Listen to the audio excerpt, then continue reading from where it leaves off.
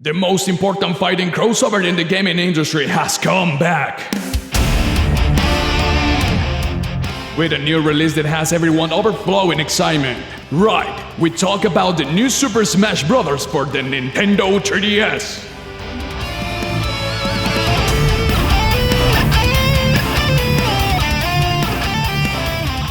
It was in 1999 when we saw the first fighting game with the title Super Smash Bros. On the Nintendo 64 and brought something that many fans wanted to see, the characters of the most important franchises in Nintendo fighting in the same screen. Smash came to revolutionize with a damage counter that marks the percent, and the main goal was to fly out of the screened opponent. As if that were not enough, the attached creativity to the game was also one of the attractions. Iconic stages inspired by the games of the same characters, objects during the battles, unique movements but easy to domain, and excellent musical work were aspects that pushed the project, and in this occasion for the first time in history will be a delivery for a portable console, Nintendo 3DS.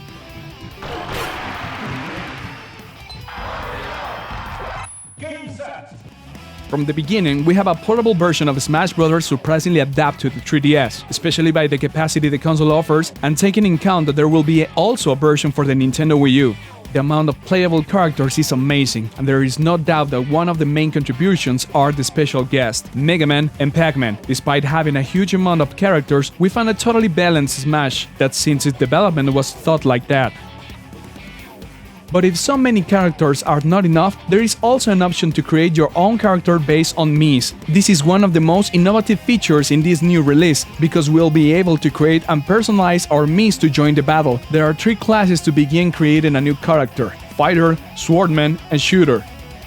Each of these classes has different movements, but there are also a variety of moves to be selected from the same classes. So when you create a Mii, the possibilities are a large range of options, resulting in a help in the fluency of the game. Some of the movements of the characters were changed to improve the balance of the game, so there is inequality in the game. We can say that this is the title of the series which has the best balance between the characters, giving us a new way of competitiveness.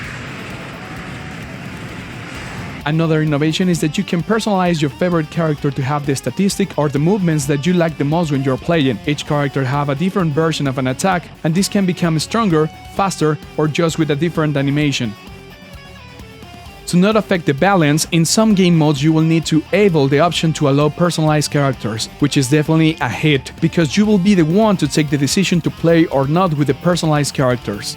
The only mode where you are not allowed to use personalized characters is in the stadium. This is something never seen in the franchise, and it adds an extra when playing. The personalization in the new title of Smash is quite deeply and well done, causing you to want to play in different modes to unlock all items for it.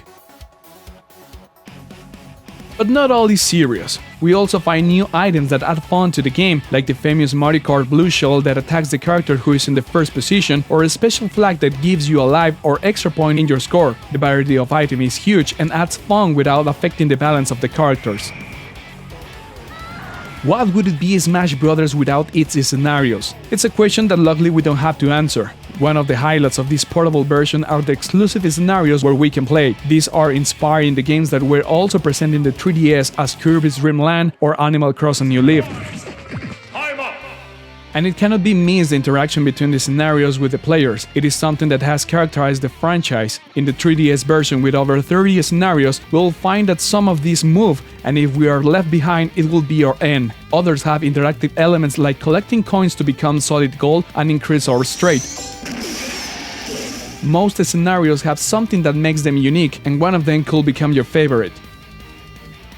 Although some have been modified to the portable experience, so they may feel small in size, as in the case of the stage of Corneria, where we play on the Great Fox spaceship. There are also 2 versions of each stage, the normal one and the Omega. This is to increase the level of competence, because in the Omega version there will be only the platform and there will be no objects, but remaining the essence of its standard version and the music as well. On the other hand, we'll join several modes that provide many hours of entertainment. Some basic mode cannot be missed. We'll find the Smash mode where we can play against the computer or with friends in the local connection that the 3DS offers, but with the detail that is need a copy of the game for each player, so you cannot play by download play. In this mode, you can set the condition of battle whatever you want, either a set of time or lives, with the pre-established damage, with or without objects, etc. If we play a lot in this mode, we can unlock the characters, but this is not the only way to get them, but this is the easiest. Exclusive for the Nintendo 3DS, we have the game mode called Smash Run, which reminds us a platform game with a slight touch of Metroidvania. This is similar like what we have seen in the Smash Bros. Brawl, the Subspace Emissary mode, but without exploring the story of the game. In this aspect, Smash Run is just a game mode that doesn't add anything else to enrich the narrative like Subspace Emissary did, in addition that the last one has much longer duration. It will be necessary to go through the map where we find some iconic enemies of the Nintendo franchise, and when we defeat them, they will give us a number of power-ups and will increase our character stats like objects, speed, attack, defense, jump, and special. We have a time limit of 5 minutes to collect as many power-ups as possible, because in a totally random way it could appear other kind of challenges, such as Ascent. In the classic mode, we'll choose our favorite character to have a journey full of battles. This is a map where you can choose from 3 paths and each of them will lead us to a different battle. Like in Rescue Me 2, we can do one-on-one battles, in teams with the help of artificial intelligence, or fight against a giant character. By winning battles, we'll receive a reward like trophies, custom parts, and gold pieces. It's possible to change the difficulty of the level when starting the classic mode, but it will cost you gold, but the investment will be seen in the rewards at the end of each battle. The higher difficulty, the better the prices. This game mode is completely individual and you cannot play with friends. It has the disadvantage of being really short for our pleasure because it has only a total of 6 fights. There is another game mode called Stars, where we all emerge into a series of battles with the most iconic characters of certain periods. For example, in the first battle we will face Mario, Pac-Man, Donkey Kong, and Mr. Game & Watch, characters that are older than the rest, and the more we go through, we'll fight against younger ones. There is also the chance to play at a stadium, where there are several mini-games that complement the portable experience of Smash. We have the Assault mode, where we find the pre-established Miis, and we have to defeat a predetermined number of them, or infinite until they defeat us or we get tired.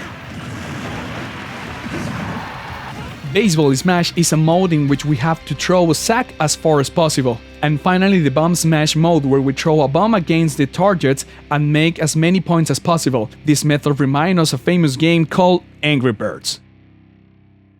Finally, there is the online mode, where will be necessary the internet connection to play with people around the world. It is divided into 2 broad categories, for fun and for glory. In the first one, called for fun, we'll play fights for entertainment and play together, either free-for-all or in teams. It will appear objects and the scenarios are in the standard version, so with the interaction of each one.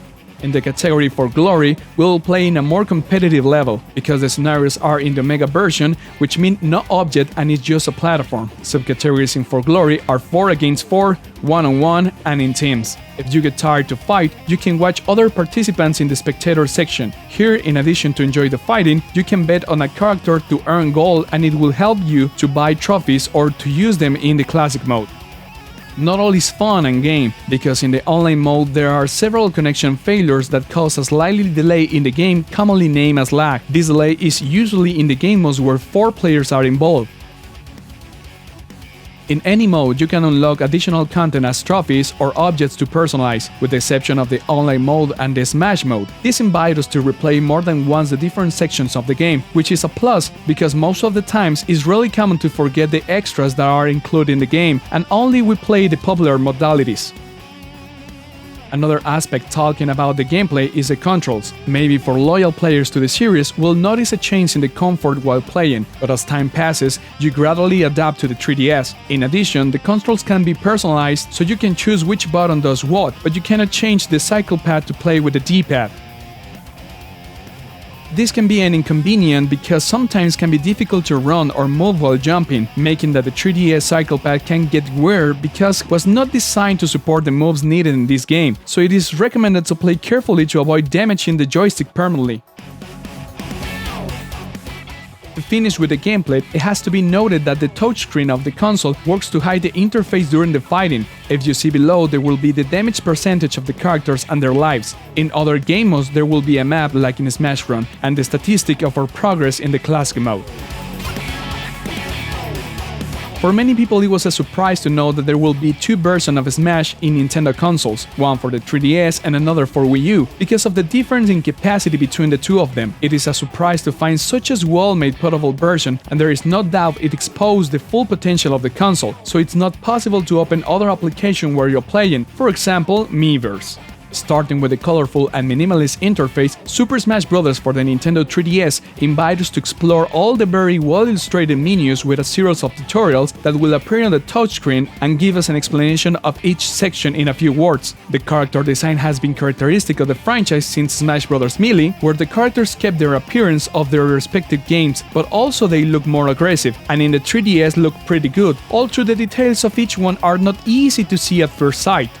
Here is one of the main negative points of this version: the screen. The dimension of the screen of the Nintendo 3DS are made to play certain kind of games, mainly designed to be played on a portable way. Unfortunately, Smash is not one of them. Why? Because of the interactive stages. When we have camera changes between zoom in and out, we realize that when the camera is really away and in certain scenarios that are larger than the others, it is possible to lose the characters or confuse them with each others, even with the addition of a heavy outline for each character. For this, we have to force our eyes to know where the chosen character is. Although it's not required, maybe it's more comfortable to play in the XL version of the Nintendo 3DS, and is where we can better appreciate the development of the fights if there is any interaction with the stage. In addition, the use of the 3D looks a little diminished because of the large amount of resources that are needed for the game to work well. In contrast to other console games, the 3D effect is totally dispensable because it doesn't add to the game experience.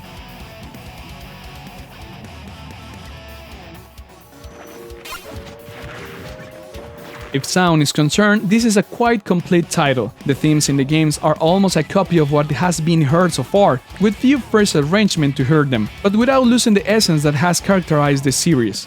Each scenario has a faithfully team adapted to transmit the feeling of an epic round or an entertaining battle. If we're not enough, we can find a music library where are all the themes in the game and it's playable even when we close the console, so we can enjoy the sound pieces of Smash at any time.